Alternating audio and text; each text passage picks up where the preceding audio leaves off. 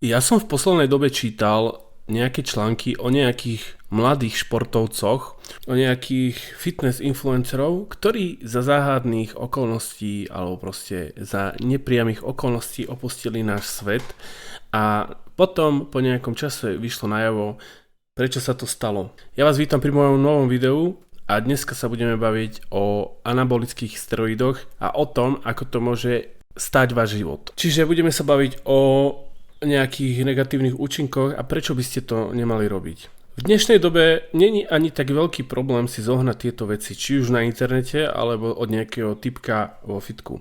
A toto je ten najväčší problém. Ja čo sledujem aj u nás vo fitku, aj tak celkovo na internete, tak ľudia už ako bez hanby a nejak ako netajia sa tým, že by tieto veci chceli skúsiť. Že oni proste začnú strieľať po nejakom čase, keď budú mať, dajme tomu, 25 rokov, a pritom toto je taký produktívny vek, keď vy ešte nemáte ani na vrchole tieto veci a oni už si chcú kaziť zdravie. Ja keď som bol mladší, tak vedelo sa o tom, že takéto veci existujú, ale bolo to podľa mňa o mnoho viac nedostupné. Dneska mám pocit, že sa tieto veci považujú za doplnky výživy, alebo jednoducho, že sa to považuje, ako keby sme si dali iba nejaké BCAčka, lenže tu je ten rozdiel, že tie BCAčka sú neškodné a toto vám reálne mení štruktúru vašich hormónov, alebo áno, mení to nie štruktúru, ale mení to hladinu vašich hormónov a celkovo to mení vaše telo. Tu je najväčší ten problém, že vám sa nezväčšujú iba vaše svaly, keď chcete nabrať svaly,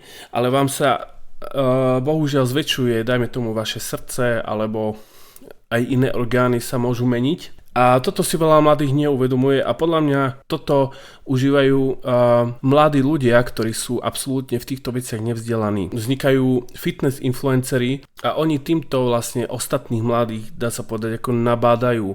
Nie priamo, ale jednoducho oni to influencujú, hej. Oni sami seba predávajú a samozrejme, že tých mladých bude zaujímať, že jak je to možné, že jak je možné, že tento influencer takto vyzerá. No prirodzene to asi nebude. A potom si to tí mladí nakupujú a potom v 30 rokov odchádzajú z tohto sveta. Ono sa to deje bohužiaľ chalanom, ktorí majú okolo 22-23 rokov, že proste kaput odídu. Pretože naposledy som čítal jeden článok o jednom španielskom sa mi videl, alebo mexickom, nechcem kecať, ale bol to nejaký mladý influencer, ktorý bral tieto látky a mal tak zväčšené srdce, že srdce mu proste nestiahlo pumpovať krv. Ja neviem, ako presne tieto veci fungujú, čo sa týka srdca. Nechcem zase kecať, ale jednoducho viem, že keď sa ti zväčší srdce, tak to je veľký problém a môžeš hocikedy ako odísť z tohto sveta. A stálo mu to za to, povedzte, lebo ten chalan mal 22 rokov alebo 23. Vy si myslíte, že on mal v pláne ako odísť z tohto sveta, pretože sa mu zväčší srdce na úkor ako steroidov? Ja si myslím, že on toto v pláne nemal. Hej? A ja sa divím, že to tým ľuďom za to stojí, lebo ja čo sledujem aj u nás ľudí vo fitku, tak oni nechodia, možno chodia, ale ako ani to na nich není veľmi vidno, počúvajte, hej. Ja poznám naturálov, ktorí dokážu urobiť viac než títo sypači, ktorých ja stretávam, a títo sypači vôbec nevyzerajú ako keby sypali. Oni vyzerajú ako normálny chlap, ktorý nesype, ale cvičí. Lenže to je ten rozdiel, že to vidíš. Oni sú tam pol hodinku v tom fitku a majú nejaké slabšie výsledky, hej? Alebo také normálne. Podľa mňa to na tých chalanoch není vidno. A dokonca bol som svedkom, keď si to jeden typek vo fitku v šatni dával. A ja si hovorím, či mu nedrbe, hej? Či mu nešibe, lebo toto robiť na verejnosti je to za prvé nelegálne. Tam keby niekto zavolal políciu na toho chalana, tak ho zoberú.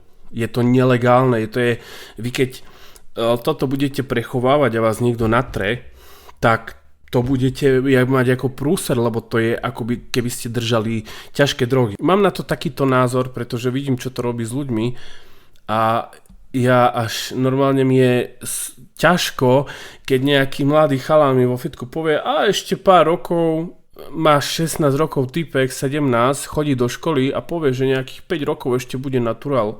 A potom začne strieľať. A ja si tak v hlave poviem, že ako stojí ti to za tie následky, ktoré môžu prísť, že ty sa nemusíš dožiť 40-ky, hej. Ono to ani není ťažko zohnať za prvé a za druhé to není ani také drahé. Áno, ja vám poviem na konci videa, alebo teda keď už vám dopoviem, čo chcem, ja poviem svoju skúsenosť. A ja si myslím, že to berú nevzdelaní ľudia, ktorí o tom nič nevedia. Oni len vedia, že im to ako zväčší svaly, ale neriešia svoj zdravotný stav. Oni nevedia, či to môžu vôbec brať, pretože môžeš mať už niečo ako vrodené, hej. Ďalšia vec, ty si kúpiš niečo od nejakého dílera. Nevieš, čo tam môže byť, hej, nevieš, čo tam môže byť. Môže to byť niečo. Väčšinou sa aj tak používajú tieto veci, ktoré sa dávajú zvieratám a treba vedieť aj to, že tieto látky alebo tieto veci sú vyrobené v domácich nejakých laboratóriách, ktoré sú není ako ani možno sterilné. Lebo vy napríklad, keď máte problém s hormónami, tak je jedna možnosť, že vám to legálne, ale pod dohľadom lekára budú dávať, akoby sa to volá TRT-čko. To je jedna taká možnosť, ktorá vám ale vyrovná tú hladinu. To je jedno, či to má nejaké grády, jak niekto hovorí.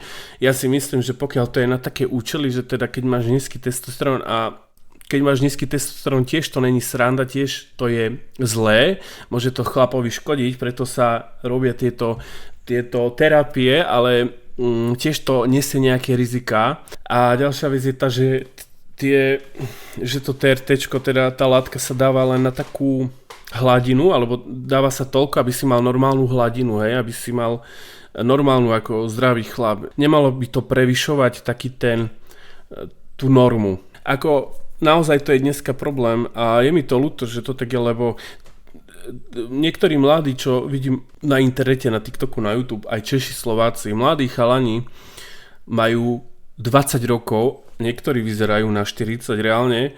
Ja som minule pozrel jedného typka na TikToku, akože bol veľký, svalnatý, vyrysovaný, ale ten typek mal reálne 23 rokov, alebo tak nejak, a že to má už 2 deti, už má 20 rokov manželku, hej, tak toho to zostárne. A mladí chlapci pozerajú na týchto chalanov ako na vzor.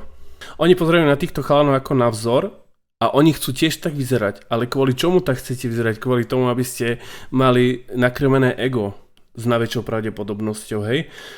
Lenže potom sa vám môže stať to, že pôjdete niekde do školy, pôjdete niekde do práce alebo do fitka a už tam ani nedojdete, lebo to je moment. Toto nie sú srandy, hej? A ja sa divím, že to tým ľuďom za to stojí. Ja, aby som nebol zase za neviniatko a nechcem pôsobiť ako niekto, kto ako nemá za ušami, tak vám teda poviem, že ja mám tiež skúsenosť s týmto, ale našťastie to bola iba jednorázová skúsenosť a možno aj kvôli tomu trošku o tom tak rozprávam, lebo viem, čo to so mnou spravilo a chcem, aby ste sa vy tomu vyvarovali. Počúvajte, no čo sa stalo, nie? Ja som býval v Bratislave, potom som sa dostal do takého okruhu ľudí, kde sa tieto veci ako užívali a obchodovalo sa s tým a tak o to sa obchoduje už všade, ale jednoducho ja som do toho prišiel s takým ako úplne tesný kontakt. A ako bolo mi, že či to nechcem vyskúšať, ako bolo mi to nie že navrhnuté, ale teda akože keď chceš, hej. A ja som si hovoril, že ako trošku som si hovoril, a na čo, nie? Však ja nepotrebujem ako. Ale zrazu sa mi v hlave vytvorila taký obrázok mňa, úplne jak keby ma diabol proste pokúšal, to bolo naozaj úplne, som mal proste také až predstavy sám o sebe, že ak by som bol ako ty vole vysekaný a veľký svalnatý nejaký psovo frajer, ty kokos. A úplne mi to zatienilo mozog na chvíľku, hej, akože a zrazu mi to začalo vrtať v hlave. Vrtalo mi to v hlave asi 2 týždne, ľudia. Radil som sa s ľuďmi, ktorí že to je nič, to by ti nič nemalo spraviť. No dobre, ne? Tak som si to teda od neho kúpil a ešte v ten deň mi to ten jeden kamoš dal do nohy. To sa teda stalo, alebo teda toto som vyskúšal niekedy to bolo koncom októbra, začiatkom decembra, niečo také. Ľudia, ja som si v ten večer lahol, mne búchalo extrémne srdce. To nebolo ako, že ti rýchlejšie bije srdce, to bolo a zrazu ma začalo boleť na hrudi. Zle sa mi dýchalo a ja som teraz mal strach. Ja som reálne nevedel, že čo. ale zaspal som, ale celú noc mi to srdce búchalo a nevedel som, akože čo sa deje. Ja som sa ráno zobudil, ja som mal hlavu, aké by mala vybuchnúť. Ja som mal proste extrémny tlak v hlave a po týždni alebo tak nejak som išiel si dať odmerať tlak do lekárne, lebo to merajú. Mne namerali 165, systolicky to je vysoký a spodný nejakých 100. Ja som v tom momente myslel, že mňa porazí. Tieto problémy boli vlastne behom Vianoc, to boli moje najhoršie Vianoce, to bola moja nočná mora, to bolo jak ten horor, alebo tá rozprávka, proste to bolo strašné. A potom som išiel domov s bratom tu a jednoducho tam sa proste popíjalo a ja, že teda skúsim si dať jeden a to som nemal robiť, lebo mne zase vyskočil extrémne tlak, ja som mal nejakých 180, mne už sa hlava točila, som išiel na pohotovosť a prezreli ma. Teraz zistilo sa, že srdce nemám zväčšené, hej, že infarkt som nemal našťastie, ale dali mi a to mi teda tak znížilo tlak. No, ale viete, čo bol najväčší problém? Ja mám diagnostikovanú proste nejakú vec a mne toto ako odštartovalo na novo, hej. Mne vlastne toto, že som vyskúšal túto látku, tento steroid, alebo proste tieto steroidy, mne to odštartovalo od začiatku psychosomatiku, ja som bol totálne mimo a najhoršie bolo to, že som musel začať brať zase antidepresíva, hej, takže to bol taký kolobeh. Do toho som nevedel znižiť tlak dlho, ja som musel kvôli tomu začať brať inak tabletky na tlak, lebo kvôli jednej chybe som to musel začať robiť, kvôli jednej chybe som začal brať tabletky na tlak, možno, že by som už ich ani nemusel brať, ale ako nemôžeš len tak vysadiť tabletky na tlak. Bál som sa o svoj život, nemohol som piť ani kávu, ja som sa bál ísť reálne niekde von, aby ma netrafil šľak. Jednoducho to bolo strašné a toto spravila jedna injekcia. A viete, čo je potom najhoršie, že vám ten tesťák sa váš potom to, keď si vy niečo také robíte, tak vám strašne klesne a už to potom není také jednoduché vrátiť možno naspäť, môžete si odpáliť svoj vlastný hormonálny systém. Hej, takže si dobre rozmyslite, ono cvičenie je fajn, ale ja mám pocit, že dnešná doba je proste taká, že ti to tlačí všetko, ten Instagram a ja to tiež vidím proste, ja sa venujem určitej sfére na internete a nebudem hovoriť, čo robím, ale tak, aj tak to asi všetci vedia. A robím videá pre... No, to je jedno. A v tomto odvetví, čo ja robím ešte, tak tam sú tiež tí chalani namakaní a berú tieto látky a mňa toto strašne mrzelo, že ja toto že ja chcem byť taký a jeden čas ma mrzelo, že ja toto robiť nemôžem, ale som vďačný za to, že to nerobím, lebo tá kvalita života potom môže vyzerať tak, ako to vyzeralo a mne to za to ako fakt nestojí. Ja som so sebou spokojný, síce ja mám nižší testosterón, klesá mi a nemám také úplne výsledky, aby som mohol mať. Niekedy sa cítim zle, niekedy ani nevyzerám, že by som cvičil, aspoň ja si to tak myslím, ale viete čo, som zdravý, cítim sa fakt dobre, teraz nemám žiadne psychosomatické ťažkosti a nepotrebujem mať výkyvy, lebo to je aj hormonálne, proste vám to, že vám skáču hormóny z toho, vy máte vysoké hormóny, vám sa môžu reálne spustiť nejaké psychické choroby. Alebo jednoducho je to záťaž na orgány, na srdce, keď vy začnete mať vysoký testosterón, potom zase nízky. Není to sranda. Hovorím, v rámci toho, že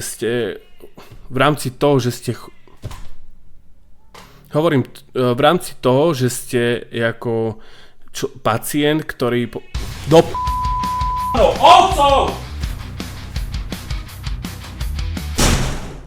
Takže hovorím, akože keď ste pacient a máte nízky testosterón, tak akože áno, je toto tiež cesta, to TRT, ale pod ohľadom lekárom a tiež to treba brať tak, že ako nemusíte to brať celý život a čo ja viem, radšej asi nie než áno, ale vie to zlepšiť kvalitu života, ale hovorím, nelegálne veci, anabolické steroidy kupovať si od niekoho, od nejakého dílera, ja neodsudzujem nikoho, ale viete, no môže vás to stať aj život.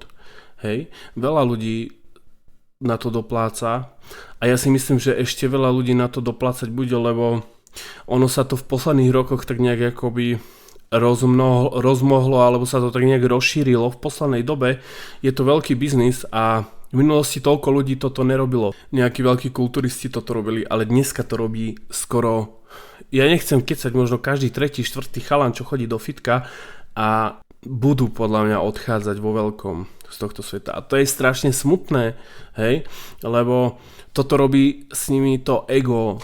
Aj so mnou to spravilo ego. Chcel som byť proste, hej, ako nereálny, ale ako to sa nedá. To telo si potrebuje oddychnúť. A niekto to robí furt, že niekto ide furt non-stop, že si nedá ani prestávku, hej. Inak Arnold preto stále žije, lebo on si dával prestávky, ale veľa chalanov je furt v tomto móde, pretože oni sú influenceri, oni potrebujú dávať ten content.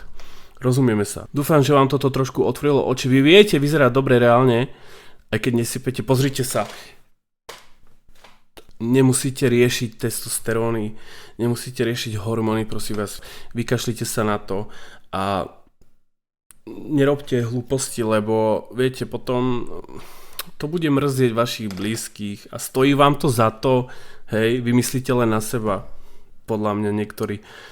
A tí influenceri, toto je odkaz pre vás, akože je mi to jedno, čo vy robíte, ale vy týmto likvidujete ostatných ľudí, pretože oni vidia, čo vy robia. Vy si z toho nabalíte peniažky a nejaký chudák chce vyzerať jak ty a nemá na to ani genetiku. Je malý, chudý, ale on má taký byť, jemu to ako zvláda telo, srdce, hej, ale potom narastie, dostane 150 kg a to telo, či to srdce mu to ako nevydrží. Ja som napríklad takýto mohutný, lebo ja som vždycky bol, už na základnej som bol obrovský, mám aj veľké boky, hej, takže ja som takýto. U mňa je v pohode mať 120 kg. Teraz mám síce 127, hej. A je to u mňa, ako není to úplne v pohode, ale je to viac v pohode, než keby to mal človek, ktorý začne brať tieto veci, keď má 70 kg a narastie na 130. To je problém. Mne to išlo postupne a samo, ja som nič nebral. Ja ešte predtým, než som začal chodiť na TRT, tak som proste zmohutnil. Takže ľudkovia moji, toto bolo všetko. Ja dúfam, že ste si aspoň trošku niečo z toho videa zobrali.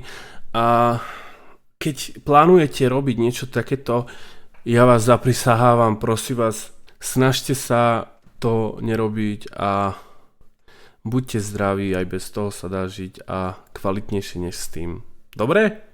No, určite mi dajte like, určite mi dajte prosím vás odber, hej. A vidíme sa pri ďalšom videu. Ja sa teda teraz budem snažiť a ja sa furt teda snažím vydávať nejaké videá. Ja vám teda ďakujem za pozornosť a dajte mi teda ten follow aspoň. Čaute.